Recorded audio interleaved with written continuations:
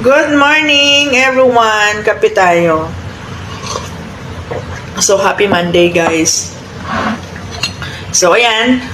No, kahapon, kagabi ba yun? Nanood tayo ng premiere ni Daddy Frankie.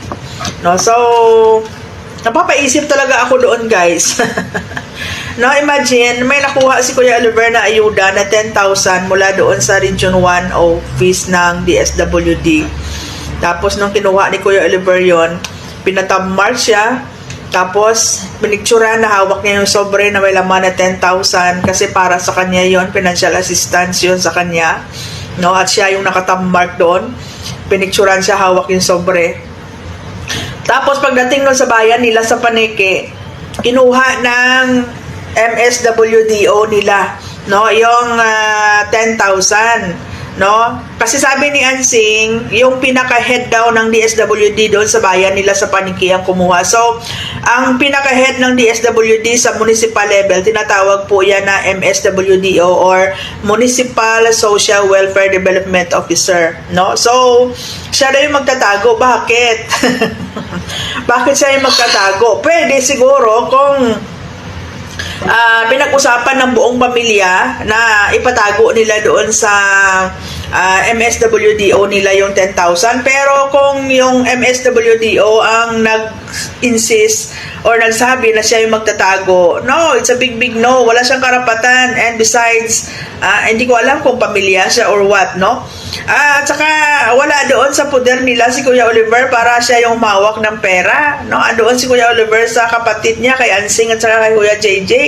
So dapat lang na sila yung humawak ng pera na para kay Kuya Oliver. Maubos man nila yan, wala nang pakialam ang MSWDO ng bayan ng Paniki kasi si Kuya Oliver nakapirma doon. Ibig sabihin ay sagutin o responsibilidad ng pamilya yon kung paano nila gastusin yung 10,000 na yon para kay Kuya Oliver, no?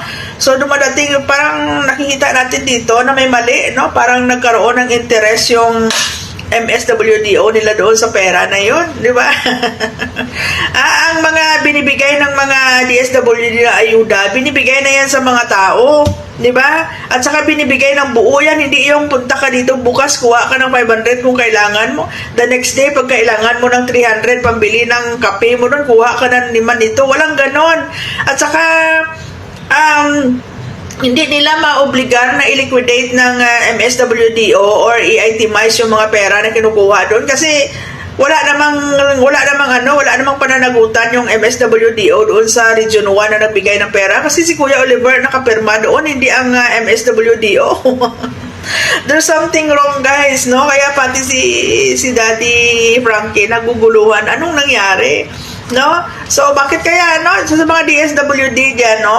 Bakit yung pinagkakainteresan yung beneficiary ni Daddy Frankie na nakita naman natin na naging maganda yung buhay nila, naalagaan sila ng maayos, napapakain sila ng maayos, no? At sa oras, no? Na ano nila, na tawag dito, napapainom sila ng gamot sa oras, no? Pinapagamot sila ni Daddy Frankie, dinadala doon sa doktor, no? Nakita naman natin doon sa mga vlog ni Daddy Frankie kung gaano kaganda yung treatment sa kanila. Kaya nga umiiyak si Bandam na ayaw niyang umalis doon, si Tatay Kalex, na kung tutusin 2 araw pa lang yata doon, 3, ay ramdam na niya yung totoong pagmamahal at pag-aalaga ni Daddy Frankie. So kung gusto ninyong mag-alaga ng mga kababayan natin diyan na nangangailangan ng kalinga, mag-ikot-ikot kayo. Ang dami diyan na nangangailangan ng tulong.